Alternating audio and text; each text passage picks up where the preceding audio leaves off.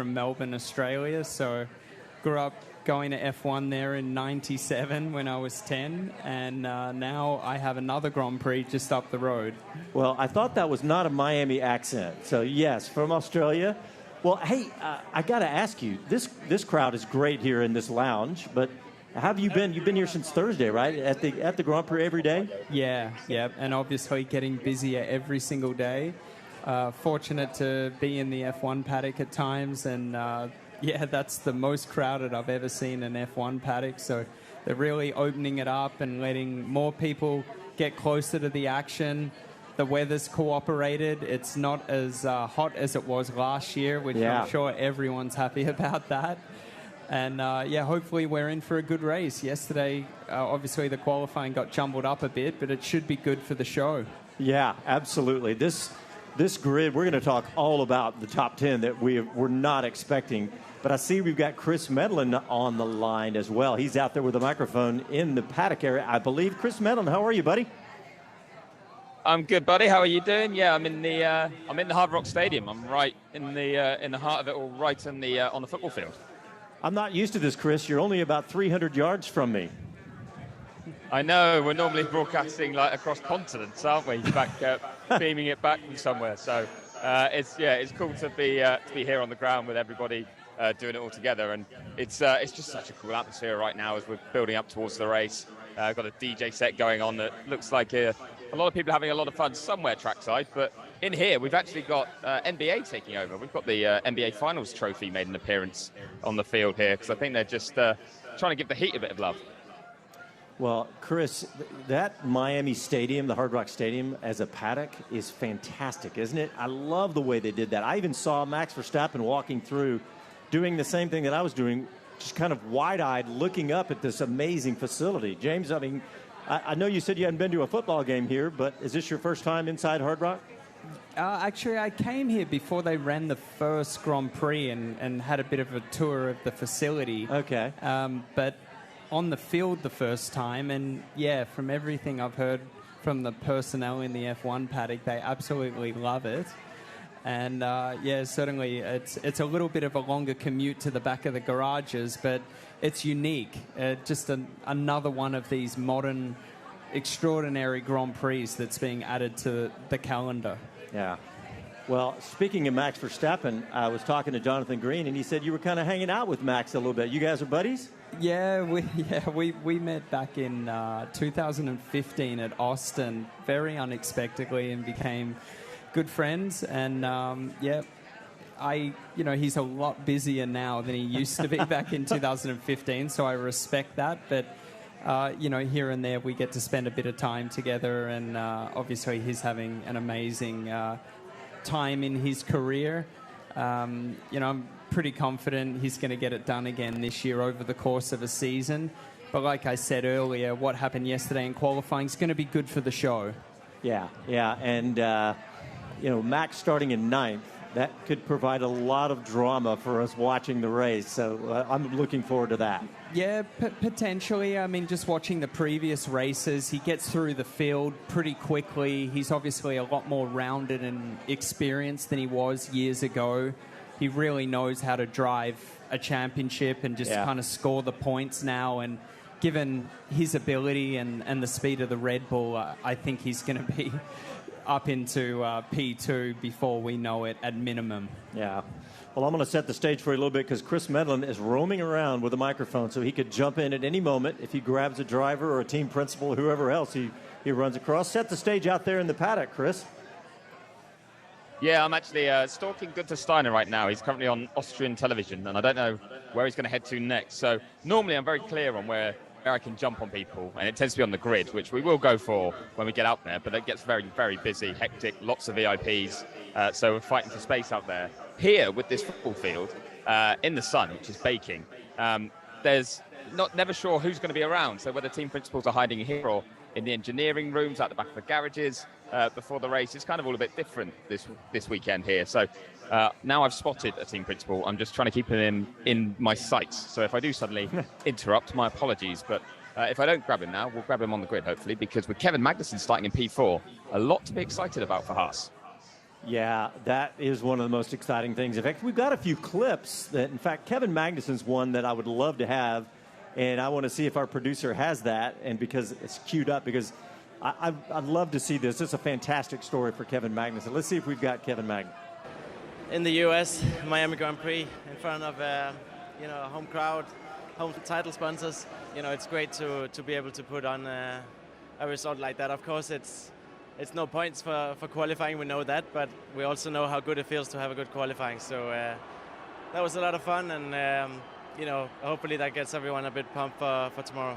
I think the exciting thing is the car looks quicker around here. It's a little bit different to maybe in Brazil, where the race would have been tougher. So you must be hopeful that you can really hold on to something special tomorrow. Yeah, I am hopeful. We had a good long run, high fuel one at least. We didn't really go that long on it, but car felt very good on high fuel. So yeah, glad to be starting P4 tomorrow. Really, really pumped. That's one of my favorite stories. Well, great timing to get Kevin there, because I've now got Guenther. Great timing. Guenther, go, Chris. Kevin's just saying that he's really pumped. How pumped are you ahead of this race? I'm pumped. I just try to stay calm, because so many things can happen here, and sometimes when you try to do too much, you trip over, So I'm just trying to stay cool, and see if there's something I see which we have missed or something, but nothing else. But starting before is a great starting place for us, and we just need to try to make the best out of it, So hard work, but we try to do it. Well, what would the best be, do you think? What are your predictions saying? Where you think you might end up in this race? Because you've got some quick cars behind you. Yeah, but we weren't slow, and overtaking is not easy here. So I hope we end up in the points, or not I hope, but that is what we are fighting for. I mean, we don't have to hope here. We need to fight for points here with a starting position like we have got. And also Nico, we don't have to forget about him. He's coming from 12th, and from 12th you still can score points. So we have got two cars out there with the potential to score. Perfect in the home race as well to be doing that. Yeah, it's fantastic. I mean, you couldn't wish for anything better than the home race to end up in P4 after qualifying. Well, you could hope for better. You could end up on the podium at the end of the race. How about that? Yeah, I take you with me then. I'm going to hold him to that. Thank you very much, Guenther. There we go, guys. We're off to the podium later if us are on it. Guenther's fantastic. James, how about the Guenther Steiner story? It's amazing. He's got a book out now.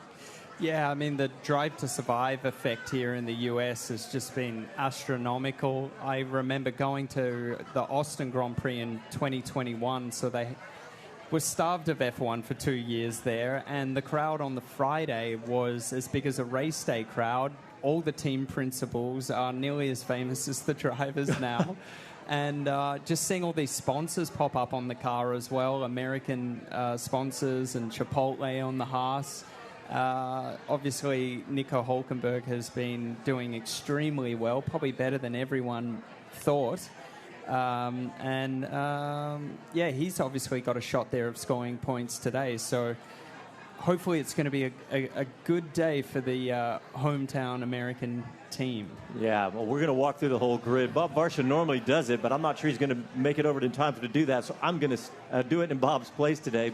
And speaking of Bob, he was just talking about how it's just so striking to him with the history of Formula One that he's seen, that the team principals now are just as big as stars as the drivers. Like you were saying, it's really strange.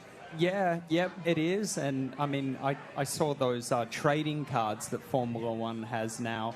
Not that I buy them myself, but I saw a packet of them and how they're promoting the team principals and the F2 drivers, and even on the PlayStation games. And yeah, it's how it should be, and clearly the vision that Liberty Media had when they bought Formula One from Bernie Ecclestone, and I don't think anyone could have foreseen truly what they have done with it, and this isn't it. Obviously we've got Vegas coming. There's going to be some other venues, no doubt. The cars are only going to probably become more impressive.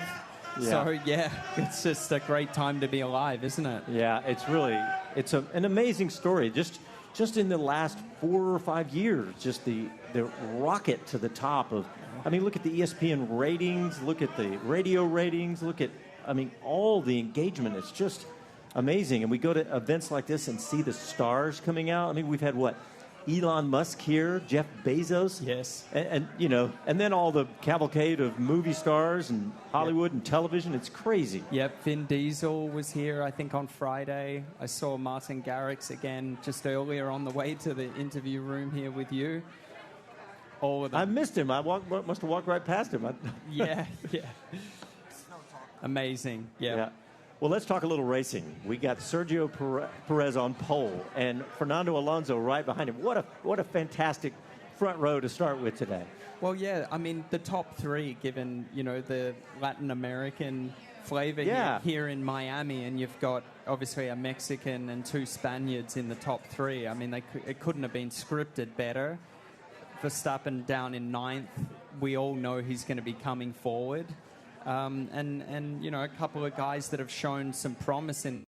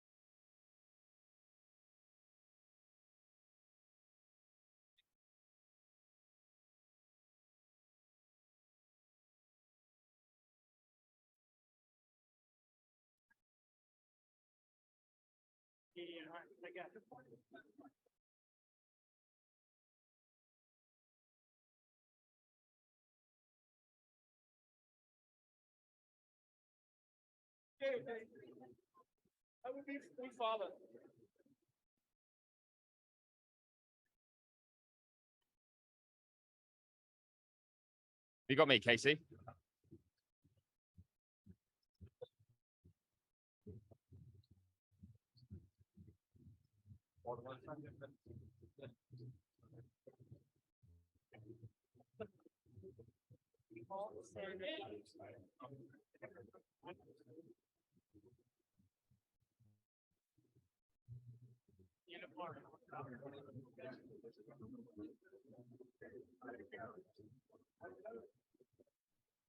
Have you got me, Casey?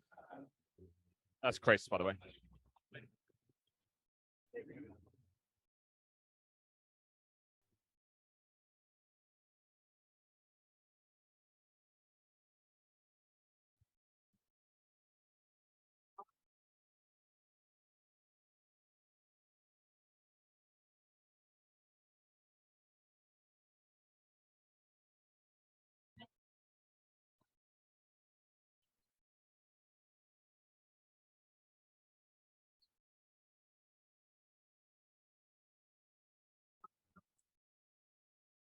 Checking Chris to studio.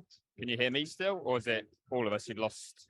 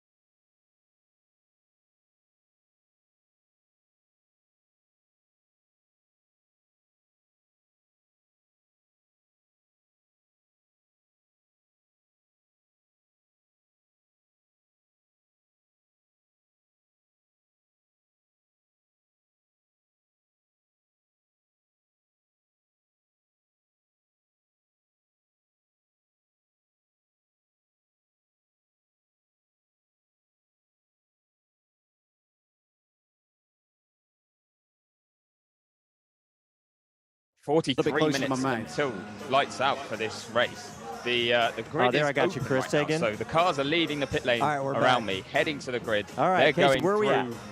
sort of checking track conditions, and then they'll pull up, and we're going to get ourselves a really big kind of extravagant driver introduction time in a special kind of 10-minute segment. Anyone who listened to the show last week in Baku will have found we managed to speak to a load of drivers while they're hanging around. Not so today. They're going to get introduced by will.i.am and Lil Wayne, I believe it is. And it might even be LL Cool J's out there too. So lots of big stars to get involved. And speaking of big stars, let's get the big stars of this show back, shall we? John Massengale, I think, has returned from grabbing his margarita to join us again for the show. You back with us, John? Yeah, I wish it was grabbing a margarita. I think we just lost an internet connection here. But yes, this is John Massengale. I'm sitting beside James Davison, the IndyCar, NASCAR driver. And also, to my left, we have a new guest with us. We have the F1 stat man, Sean Kelly.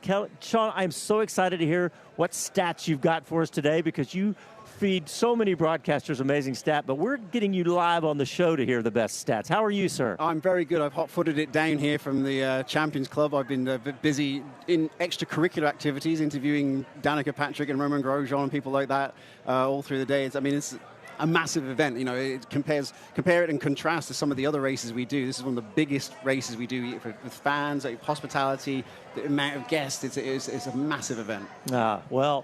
So we have this fantastic grid for this race today, all mixed up with what we would expect. Let's hear a stat of the day. Let's start with that. What do you think is your favorite for going into this? My favorite? Well, Max Verstappen, of course, won from 7 different grid positions in last year's World Championship, which was a single-season record. It's only 2 short of the career record, which is owned by Fernando Alonso. He's won from 9 different grid positions. Max Verstappen starting 9th on the grid today. That was not one of the winning grid positions from last season. In fact, no one has won from that grid position since 1984. Of the top 18 positions on the grid, that is the one we've waited longest to get a winner. Niki Lauda won at Dijon in 1984 from 9th on the grid. It has not happened again. Only 4 races ever have been won from 9th on the grid. It's a strange... That is an anomaly. You would think it would be way further down. Yeah, it is a desert. We've had more winners from 17th on the grid than we've had from 9th in that time. Wow. Well, that would be interesting. I was thinking about this, and I think we touched on it yesterday on the post-qualifying show, is that, and James said it, that he's expecting Max to come up through the field and very likely be sitting right behind Checo, the same as he was last week. We could have that same scenario, and with Checo holding him off. Yeah, absolutely. I think you've probably covered it already, but I think that the surprise this season has been that when Verstappen has actually cruised up to the back of Perez, he couldn't actually land a punch on him, so to speak. Yeah. I use that as a topical reference because, of course, it's a big weekend for the city of Guadalajara. Last night, Canelo Alvarez won the World Championship. He retained his boxing belts. Checo Perez is from Guadalajara, so it could be a big success weekend for Mexico. Whichever Red Bull driver, if we assume a Red Bull driver will win this race, whichever one it is, will lead this World Championship tonight. It doesn't matter about the fastest lap bonus. And if it's Checo Perez, he'll be the first Mexican to lead the World Championship since 1967. Not since Pedro Rodriguez led it. After the opening round in 67, has a Mexican driver led the World Championship. So it's a big day. And how coincidental that we have an all-Spanish-speaking 1-2-3. We'd had it on the grid in Belgium last year after grid penalties. This was the first race ever where Spanish-speaking drivers actually qualified 1-2-3. And we've done it in a city where 70% of households speak Spanish as a first language. That's great timing. Well, let's go back to the math you were talking about. Right now, Max leads Checo by 6 points. Is that correct? Yes. And so if we had a 1-2, if Checo wins and Max is second, and that would end up still 1 point in favor of Checo. But what if Max has the fastest lap? If Max has the fastest lap, then Perez leads on countback because he had 3 wins to 2. James, I knew that he would have the answer because my math said they're tied, but I knew there was some tiebreaker. That would be the tiebreaker, yeah. So Perez would therefore have 3 wins. He's never won any, in previous seasons, he's never won any of the opening 5 rounds of a season. He's already won 2 this year, so he'll be going for a 3rd today. And I'm sure you've already covered the fact that he is becoming the street racing king of Formula One. Last 5 Checo Perez wins, all on temporary racetracks. Of course, we're here again, move the walls in, and Checo Perez becomes the king of the hill. Yeah, well, I want to talk about yesterday. I've got a question for Sean, actually, just on this. Sorry, John. Sure, Chris. I should know. But, Sean, Chris here out on the grid, just making my way out there. Chris. And you said about countback. Where does the sprint come in countback? So, for example, if they're level on 2 wins each, but Checo had a sprint win, would that countback count, or would it be second places first? As far as, Chris, as far as I'm aware, it doesn't actually come into it, but I'd have to, let me check the technical or sporting regulations as I'm sitting here, because as things stand, Perez would still have the tiebreaker, because of course he won the Azerbaijan sprint. I think we have an F1 nerd showdown right here. Yes, what we're experiencing live. We may well be undergoing that situation right now, but we'll just double check to make sure what the situation is vis-a-vis the sprint positions. Well, while you're doing that, sorry, I'm going to ask James. No, don't worry about it. That's a great question, Chris. Well, James, I know you've done IndyCar, NASCAR, like we mentioned, and I know you have a new baby, right? Yes. Yep, exactly. 6-month-old daughter named Fisichella. Oh, okay, fantastic. Yeah, I remember seeing Giancarlo in Melbourne in '97, and he was the young, promising driver driving there for Jordan and James, Benetton. I am so sorry to interrupt at this moment when you're talking about children, but I've got Zak Brown in front of me, and it's quite a busy weekend for McLaren, isn't it, Zak? US race. Let's start with that. Like, how has the weekend been from a kind of team branding busyness perspective? From a busyness, it's been an 11 out of 10, as they would say in Spinal Tap. Disappointing yesterday in qualifying. We were strong on Friday. We think we know what we did wrong yesterday. I think the cooler temperature will help us, and I think we'll have to get a little creative in our strategy, but I think it's going to be a great race for the fans. I'm expecting a bit of chaos. Yeah, your car looked really good in Baku, and it's been improving as the year's gone on, so it was a bit of a shock yesterday. How far up this field can you get? Because there's a lot of teams closely matched. It's unbelievably competitive now. It's kind of Red Bull and everybody else, so there's no more front of the pack, mid pack, back pack. It's kind of Red Bull and everyone else, so we're not that far off. We're just doesn't look very good on the starting grid. Well, I keep looking to the sky because a bit of rain would make this chaotic. What are the predictions saying? Do you think we'll get any rain today? I don't think so, but it certainly looks like it's threatening. Maybe there'll be a sprinkle or two, but given the weather, it probably wouldn't be enough for wets. And just finally, you're an American, the first of 3 American races this season. Just talk us through some of this energy. How great is it to see F1 booming like this here? This is awesome. I mean, it's a packed house. Friday looked like Sunday. The fans love it here, so let's go racing. Yeah, we look forward to it. Zak, thank you very much. Sorry, James, I really apologise for the timing of that one. It's bad enough when I have to interrupt, but that was awful. No, not at all. We're here for business, not babies, right? Well, I wanted to say that you haven't been racing as much because you have a new baby. Yeah, exactly. So just kind of racing part-time now, but doing more of those bucket list events like the Goodwood Revival and historic Monaco Grand Prix. So yeah, on that front, been fortunate to drive quite a few of those 70s F1 cars at Grand Prix as support races. So in Austin, Mexico City, Great Britain, Monaco. Yeah, it's been fantastic. Well, James surprised us a few years ago in Austin. We held a gaming event, and we had the F1 game set up all across this bar. And we were all just playing against each other, and we had some of the young F4 drivers, and then Stroll's an IndyCar driver, James Davison, and I thought you were going to wipe the field, but we had some young... I'm back again, guys. I've got another celebrity I'm going to sound on grid because he's getting photographed right now, but it's Helmut Marko. Helmut, you've got 1 car starting on pole, 1 in 9th. It's going to be a tricky race from that perspective, but I guess you're expecting Max to get up and be making this a 1-2 again today? I mean, we have our strategy for sure, but on this circuit, I think the safety car is the main factor. So theoretically, Max should be able to reach a podium, but we saw in Baku how quickly a safety car at the wrong moment can decide the whole thing. Yeah, and in that sense, then Checo's in the box seat, starting on pole. Got the job done yesterday when it looked like he was struggling for much of the weekend. So what do you make of his performance? Because he showed a bit of resilience, didn't he? I mean, he brought his act together. He was struggling in sector 1, 4, 5 tenths to Max, but when it matters, he put it together. So, and he's improving. So we are happy to have 2 strong drivers. I mean, it'd be great for him to win in front of this crowd, wouldn't it? A lot of Mexican fans. I think most of them are Mexican or Spanish originated. No, it's a good atmosphere. It is. Well, we look forward to the race. Thank you for your time, Helmut. Yeah, that makes me think about Max Verstappen yesterday. We just are not used to seeing Max make an error, as lately. And I say an error. He didn't have a great lap, and the gamble, of course, where you're letting the track rubber in, and the lap times are getting faster and faster.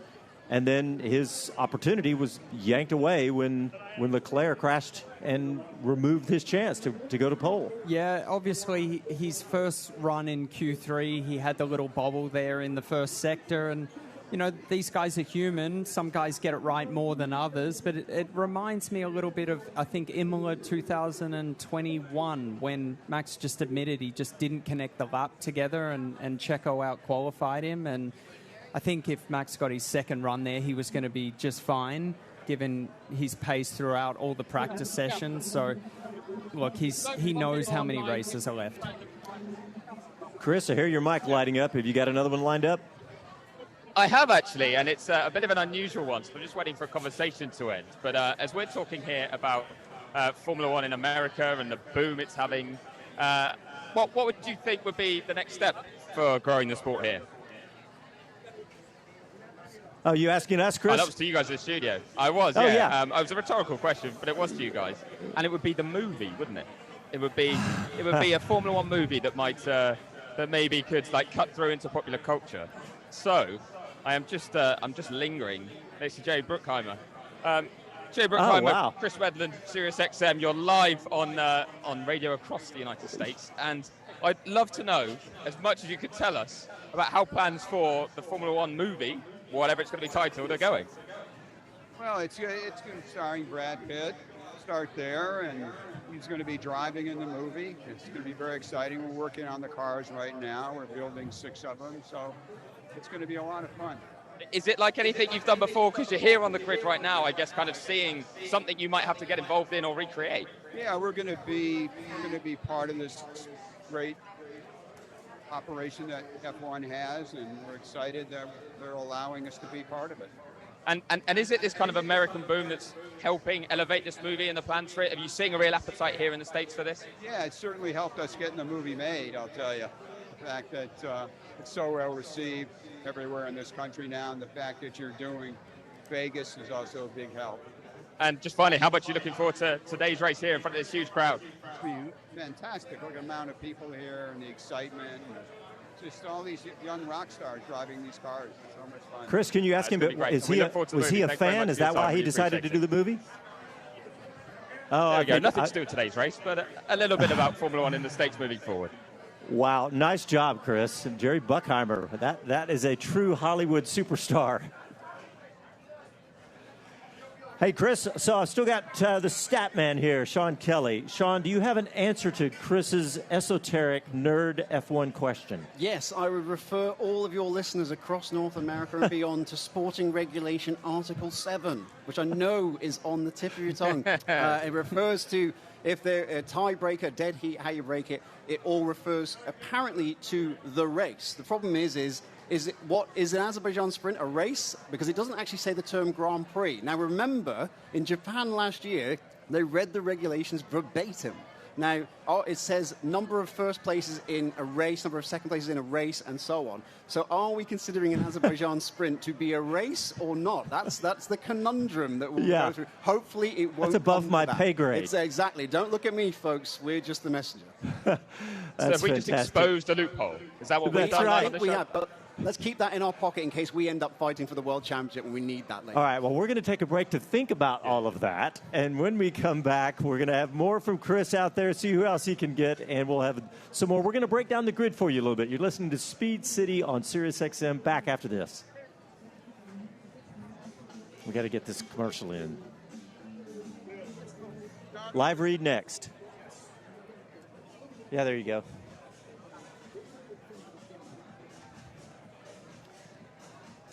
All right, we're still live on the YouTube. Let's see who's out there. Yeah, it's perfect. Well, I mean, you can leave it there. I have it here too. But what did Jerry say? Because I couldn't hear a word on this, Chris. Honestly, I was still mapping out the next segment of the show, Chris. Let's see what we got on YouTube. Chris, he said you thought you were great in Drive to Survive. Yeah. Oh, I should have angled for a cameo, shouldn't I? I know, you should have slipped in your resume. Yeah. TW says, what Next are the time. chances for rain? And TW, it's Miami, so there's always a chance. It spit on me a little bit while ago when I was walking from the PA booth to the radio here. But they're saying on the weather this morning, they're saying lesser chances in race time. I got it. Yeah, so I got it here. It's so. clouded over a little bit here. It has clouded over a little bit. It's windy. I think, we could get a sprinkle, but I think they're right. Nothing heavy. I'd be surprised if there's anything heavy. I am surprised that the wind has dropped. It was very windy this morning. Yeah, it really was. Dropped down quite a lot. I was worried that we might get a situation like in Barcelona last year where we had cars almost being blown off the racetrack because it was so windy. Yeah. It's a challenge, though, isn't it? Thank you, Casey. Unpredictability. Yeah, we like that. You think we're big stars, you could have got us cold water. You need to get a better agent. Sean, I was saying, can you please turn up my volume for me? And they were like, you can just do it right here. And I was like, I'm not used to this top-notch equipment. All right, here we go. Coming back.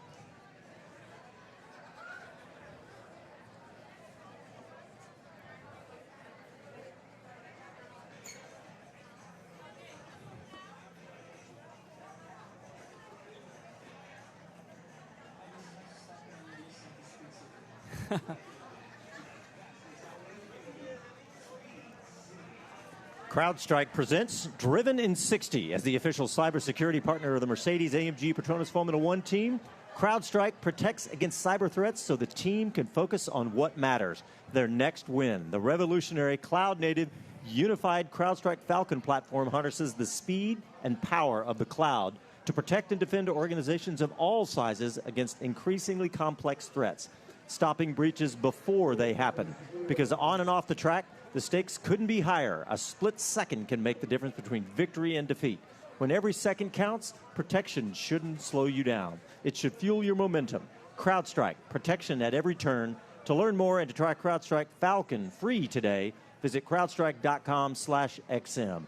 All right, welcome back to Miami, Speed City on SiriusXM pre-race show. And my guests, James Davison, IndyCar, NASCAR driver, and the F1 stat man, Sean Kelly. And we got Chris out in the paddock, which this year is right in the center of Hard Rock Stadium where the Miami Dolphins play.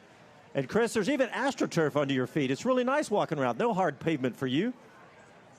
Oh, there was. Not anymore. Right now, there's racetrack under my feet because I am right on the grid. I'm currently fantastic. stood behind one of the Mercedes, the Mercedes of George Russell, which is firing up right now, so I can't hear myself talk.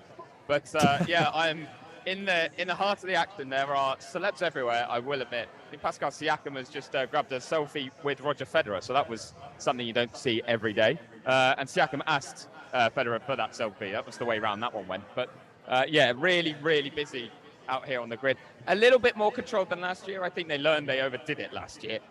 We weren't able to even get a connection here on the grid 12 months ago, so we've managed to resolve that. But yeah, it's full grandstand to my left, full brand new massive paddock and pit building to my right, and very soon some driver announcements or introductions on a new stage that is at the front of the grid right now. So I can't see turn one. I can only see a huge stage that they've put up at the moment. And all the teams are trying to go through their normal protocols, their normal sort of pre-race rituals and checks. And all around them are A-list celebrities and pumping music. It's quite bizarre the way it goes sometimes in Formula One. The bumping electronic music in Miami has been nonstop. But James, I want to ask you, we're 30 minutes, from a race. Not even that, 24 minutes. What was your routine, and how did you get into the right headspace? I always tried to take a little bit of a nap and just rest my brain and, keep myself fresh. Obviously, hydration, eating foods that are not too heavy, bananas and so on. And, yeah, I mean, the modern Formula One teams have just got someone for every particular role that the drivers need, doctors and nutritionists, trainers. So, yeah, I, just would really like to go lay down in the team truck, really, and just stay in the AC and just keep yourself as charged as possible. And especially when you're younger, you can overthink it a little more. But the more races you do, you learn that, you just can't control what's going to happen, what kind of start you're going to get, what kind of start everyone else is going to get, how everyone's just going to funnel into turn one. You've just got to play it as it comes. But the old saying, you can't win the race at the first corner, but you can lose it. Now, you can win the race at the first corner, so drivers do try it. Well, so if a guy like Chris Medland walks up and sticks a microphone in your face 5 minutes before the race, are you waving him off or are you talking to him? It all depends, yeah. It really all depends just what frame of mind you're in, what commitments you've got. It all depends. I think we've all seen that with the track walks and so on. Yep. Well, Mr. Varsha very kindly gave me his notes, most of which originated with you, Sean Kelly, Statman, to walk us through the grid. And I'm going to try to do that. And what that usually means is that Chris Medland jumps in and interrupts me. So I'm going to be prepared for that. But on row one... That's exactly what I'm about to do, actually. That is exactly what I'm about to do. I've got Christian Horner, although he's now beating Venus Williams. So I should... Serena Williams. Although Venus, I think, is here too, I just saw. But, Christian is now... I've been brushed aside, as you can probably imagine. I totally understand why. Not only by these two, but by every camera and photographer that wants to get a shot of them talking as well. So what I may do, I'm trying to stay close enough to grab him in a second. And I think they're about to be, their conversation is about to end. And once they have, which they have, Christian, I mean, all sorts of A-listers are around at this race, aren't there? Yeah, exactly. I mean, half of them, you don't know who's an A-lister or a Z-lister, but it's great this Formula One is attracting so much interest, particularly in the US. Well, I mean, you're an A-lister here too. I mean, team principals we were talking about earlier, the huge stars here. I mean, do you notice it when you come here that there's a lot more interest in you too? Yeah, it's great to see that following there is a passion for Formula One, and you can see the sports flying over here, and hopefully we can put on a great race today. Well, speaking of, Max is going to have to do it, isn't he, from ninth place if he wants to get into the fight for the win. What do you think he can do from there? Well, look, I think anything's possible, but I think he's got to stay out of trouble, and he needs to just run a clean race and see where we get at the end. And for Checo, is it a clean run as long as he gets away from Fernando, or do you think there's anyone with the pace to trouble him? Well, with this surface on this circuit, it's brand new. It's super windy today. You just don't know how the tires are going to react, and it's a bit of a voyage of discovery for everybody. Yeah, just finally on Checo, I asked Helmut Marko this, but how impressed were you to see the resilience he showed yesterday to turn around what had been a pretty poor weekend from his point of view and then stick it on pole when others made mistakes? Yeah, super cool for Checo. Get that first lap in, get the banker in. He did that, put a beautiful lap in, and then obviously the red flag, and he's got the pole and the perfect place for today's race. We look forward to seeing what he could do. I'll let you watch the drivers being announced. That's a surprise, isn't it? Kevin Magnussen forced for you today? You don't have to worry about him, do you? Well, he's a tough little racer, so they're all not going to want to wave Max past. No, they're not. Christian, have a good one today. Thank you very much. That's a great question about Kevin Magnussen. I'm so excited for him. That's definitely one of my favorite stories today. But let's try to get away through the grid, because that will bring up some of those really cool stories. On row one, we got Sergio Perez, Red Bull, third career pole, just 6 points behind teammate Max Verstappen in the championship. Looking for 2 consecutive wins for the first time since the 2008 British F3 championship. And beside him on the front row, Fernando Alonso with Aston Martin, first front row start in the USA since 2007, the Grand Prix in Indianapolis, driving a McLaren. Row 2, Carlos Sainz in Ferrari, the first top 3 start for the Spaniard this season, making it a historic 1-2-3 lineup of native Spanish speakers like you brought up earlier, Sean. Yeah. Row 4, in fourth, Kevin Magnussen in the Haas, the first top 10 start of the season for the resurgent Haas driver, out-qualifying his teammate Nico Hülkenberg and starting alongside a factory Ferrari that shares its power unit. Row 3, Pierre Gasly with Alpine, best starting position for the Frenchman and his Alpine team in 2023 thus far, coming after a miserable weekend just a week ago in Azerbaijan. And in 6th, George Russell in the Mercedes. Mercedes were 1-2 in practice Friday afternoon, but a brutal disappointing in qualifying with only 1 car in the top 10. That was rough.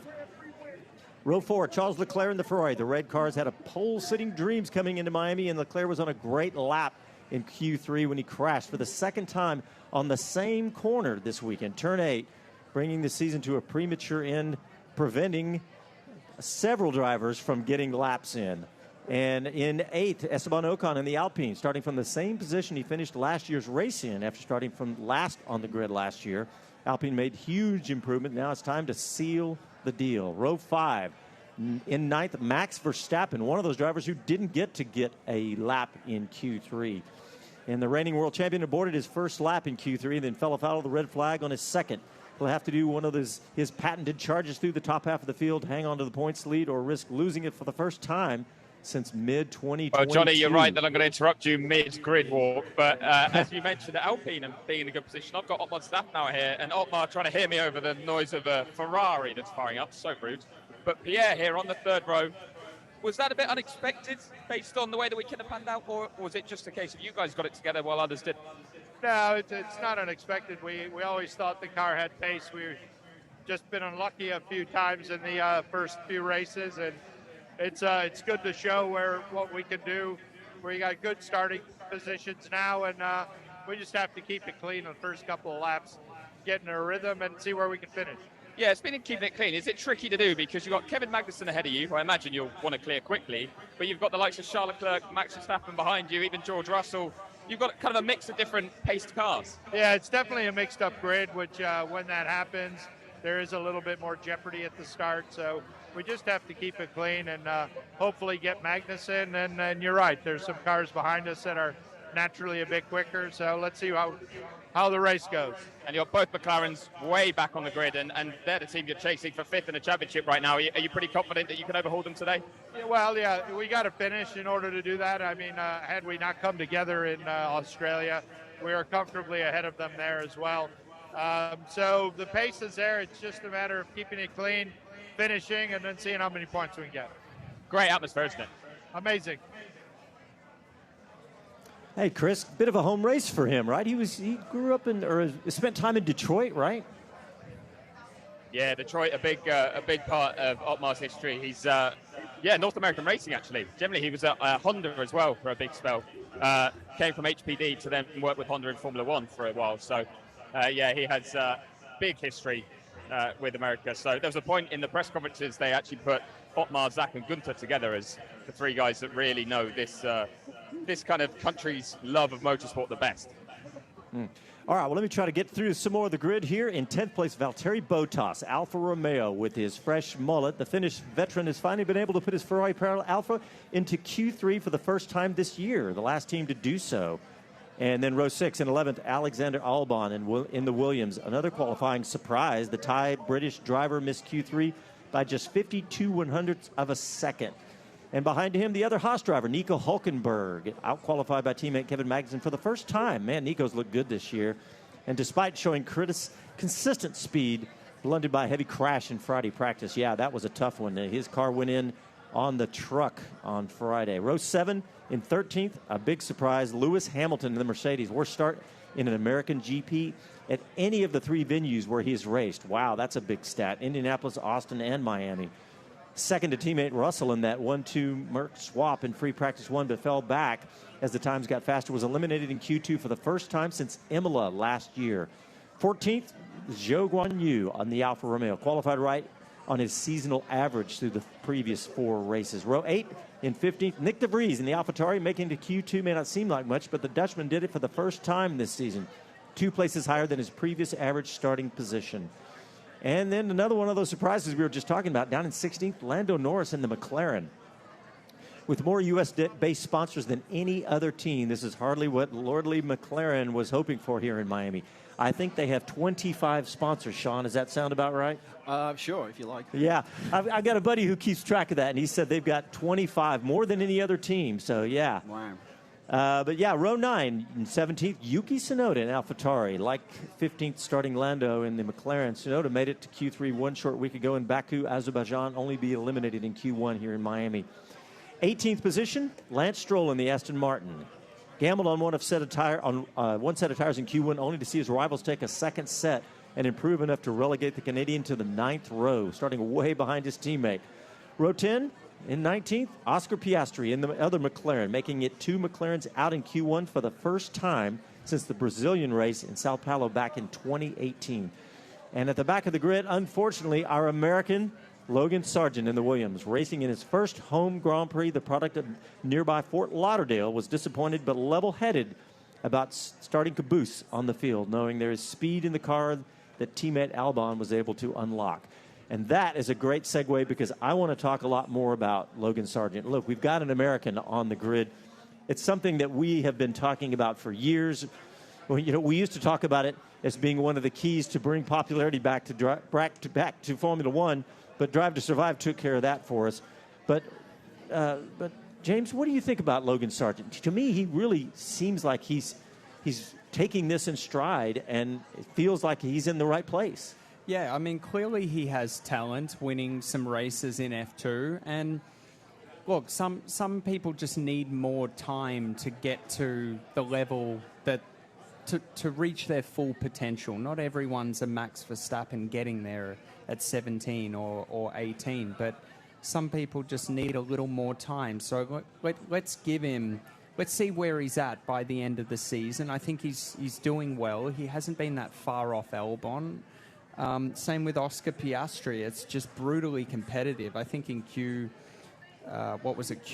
the whole field was separated by 1.2. 1.2. I saw that. I mean, that's what you see in IndyCar with everyone that has basically the same chassis and engine. So, I mean, Piastri's only a second off Lando, and but Logan just needs a little more time. It's not easy, you know, when you're not, you know, from Europe and all of that. So it's tough, isn't it? Well, all right. Well, we got to sneak a break in here real quick, and when we come back, we're going to have more from Miami. We'll be back after these messages.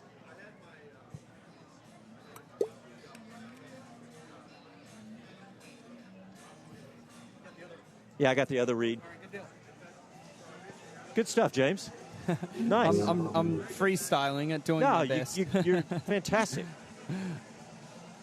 All right, Sean, I'm going to come back to you for some more stats. So cherry pick some good ones. Okay, well, you basically just used all of them in the grid. So. Oh, really? I mean, there'll be plenty of other stuff. We haven't talked about Lance Stroll. I mean, Lance Stroll's starting out of position today. Yeah, big time. Yeah. You know, Lance Stroll was like the stealth Aston Martin. No one ever thinks of him as being a serious threat against, you know, with Fernando Alonso in the other car. But well, you know, and I really want to talk about him because he's got a different swagger to him right now. I don't know if you've felt Alonso that. Or Stroll? No, Stroll does. Stroll does. Well, yeah, Alonso. Swagger is his picture's in the dictionary. But with Lance Stroll, he feels more confident or something. He's more relaxed. Seems like. Well, I think that comes hand in hand with having a car that you can do something with. You know if you're fighting a losing battle with one hand tied behind your back, you go in there and think you're hoping maybe you'll get a 10th. Now you're looking at it and thinking, well, 10th is a disappointment. You're just thinking, well, minimum top 6 here. You want to get stuck in. Yeah. So I'm sure James will know better what that revolutionizes your confidence as a driver going in, knowing I've got a car that can legitimately fight at the front. Maybe not for a win, but at least good points or maybe a podium. Alonso's been on the podium this year. Alonso's on the front row. The car's capable. Yeah, coming back here in about 30 seconds. Just checking YouTube, seeing Mike Bowles says, hello, Speed City. He's a regular on here. Mark Miller says that driver intro looks a lot like NASCAR, or too much like NASCAR. Yeah, well. All right, here we go. Yep, thank you, sir.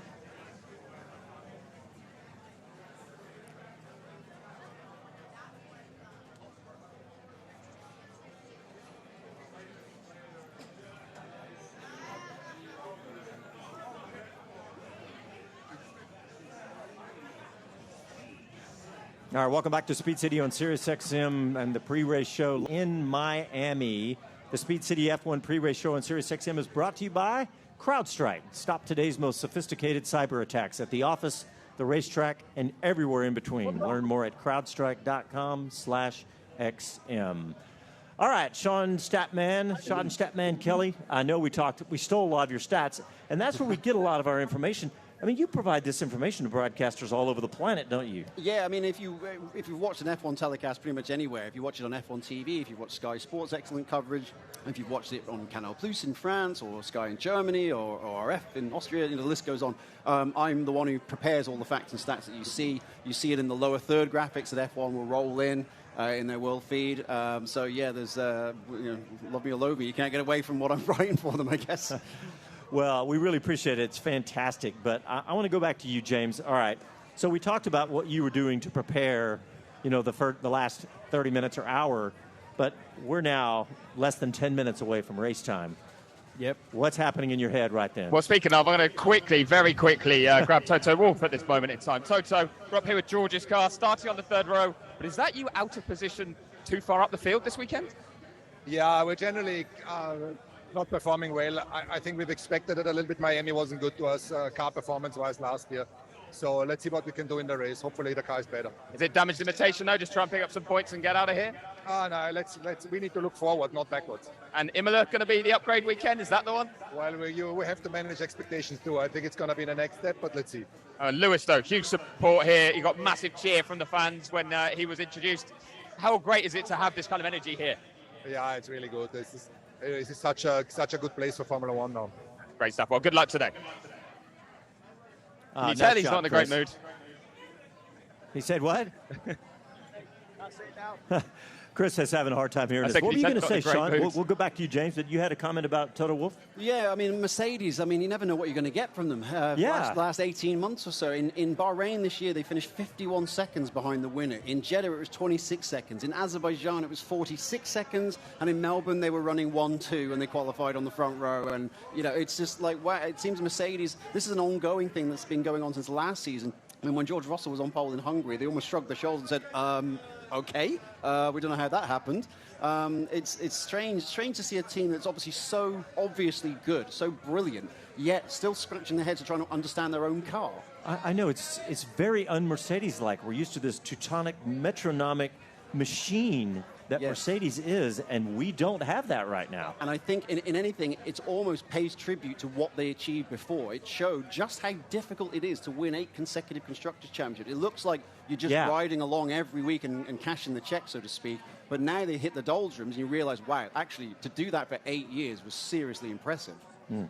Yeah. Well, James, let's go back to the question for you. Now that we're 5 minutes from a race, what's in your head as a race driver?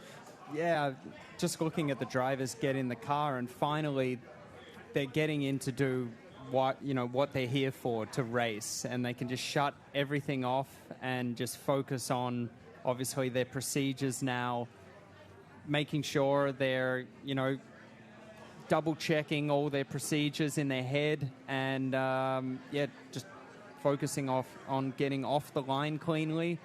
And like I said, not trying to destroy their race at the first corner, but it's such a catch-22 because, like I said, you can not win the race at the first corner, you can lose it. But with how important track position is, and how the tires, degrade when you're in dirty air behind cars, it is important to get off the line. So, yeah, I think you'll see some drivers will close their eyes once they're sitting in the car and just trying to meditating almost. Yeah, and just kind of rest their brain a little bit. Some of them, there's obviously they're fighting jet lag and just kind of got so much going through their head. They can just finally reset a little bit and relax. You say resting their brain, and we know these guys are tremendous athletes, especially at the Formula One level. I mean, I'm looking at you. You look like as fit as any of these guys, but their heart rates and their reflexes, but their brain is their most important tool, the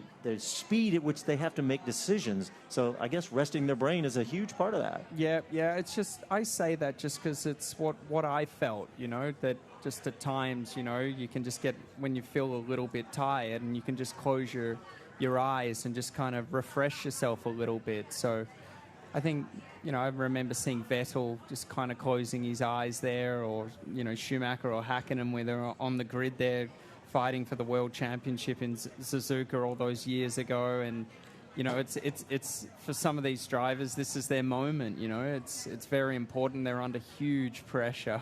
It's like an Indy 500 every weekend for these guys. So yeah, no, it's amazing to witness.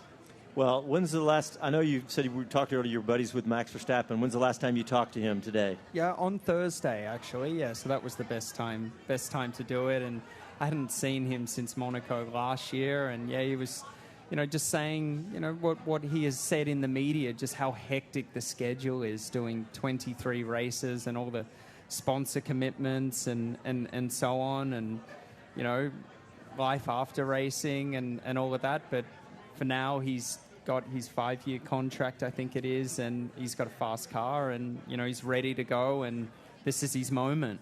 Yeah. Well, we've just got a little bit left in the show here, just a couple of minutes. One of the traditions we like to do is predict the podium. And you know what? I'll go first since you guys are my guests today. And I'm torn between a podium that I want and what I really think is going to happen. But I think I'll just predict what I really think is going to happen, and I think it's going to be Checo, Max, Alonso. I know that's not going out on a huge limb, but that's a big one for Max to come up to the 9 positions to do that. But Sean Kelly, let's go to you next. Yep, that's exactly what I would have picked. I hate to be boring about it, but it would be a repeat of what we saw in Jeddah when Checo started on the front row. It's like the front row is identical to Jeddah, and Max Verstappen's further back, and that's the result we got. I want to say special note, by the way, this is a front row today for the old guy, because the average age of the front row today is over 37 years old. It's the oldest front row we've had in Formula One for 31 years, not since Nigel Mansell and Riccardo Patrese in 1992. Boom, there's a stat. Have we had drivers so old start on the front row together at a Grand Prix? It's not necessarily a young man's game. All right, James Davison, what do you think? Hate to be boring, but I was thinking the exact same. Just based on the car speed, the track position, that's probably most likely what's going to happen. But as they say, you never know what's going to happen or what does Murray Walker say? Formula One racing is unpredictable, and it usually is, or something like that. And it usually is. Yeah, so. Well, we got plenty of that unpredictability yesterday in qualifying, so I'm just excited for this race. There's so many fantastic stories, from Kevin Magnussen to Logan Sargent to, maybe a change in the championship. There's so many fantastic stories. And Miami is just lit up for this. I mean, everybody said last year they were excited, but it feels to me as much or more. And I haven't seen any numbers or anything, but it looks incredibly electric out there. And that's the perfect way for Miami. And don't forget, you can stay right here for the race, right here on SiriusXM, ESPN Extra Channel 81. And immediately following the race, we have our post-race show. And, of course, we'll have Jonathan Green and Bob Varsha back with us then. They're actually out in the PA booth, which is we're about to run out to there to help them try to do that as if they need any help. But, yeah, and I want to thank everybody for tuning in. I want to thank everybody here. And I want to thank my guests, Sean Kelly and James Davison. We really appreciate it, guys. Thank you. Thank you very much. All right, we'll talk to you guys after the race.